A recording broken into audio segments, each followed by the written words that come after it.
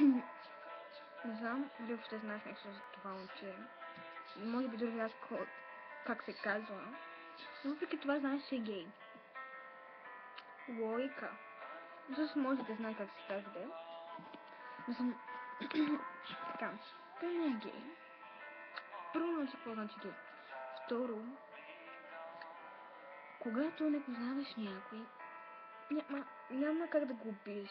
Няма нещо някакси може да го познаваш. Но като не знаеш нещо за него, не го обиждай.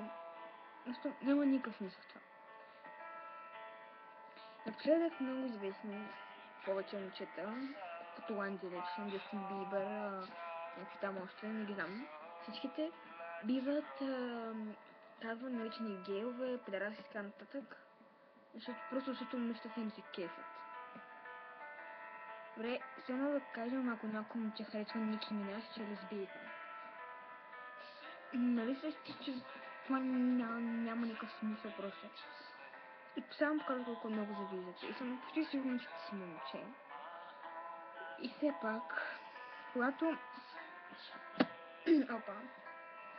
когато тебе така те обиждат, сигурно не ти е приятно. Може да не сте обиждали, мен лично са ме обиждали. В смисъл не така, но без да ме познават. Говори неща за мен.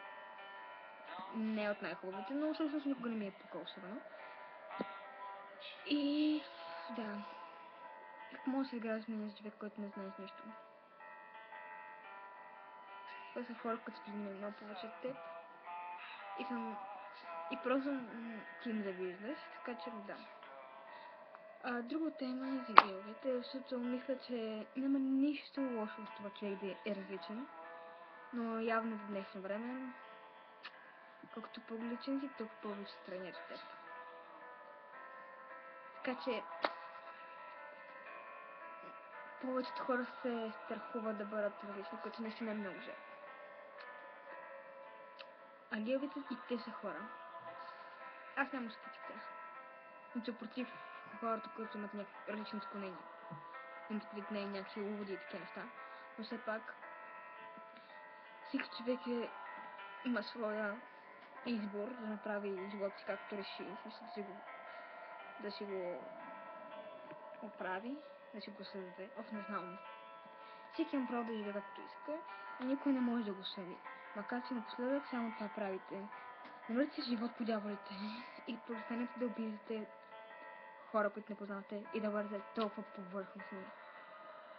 Просто това е моя съвет, иначе си правете каквото искате.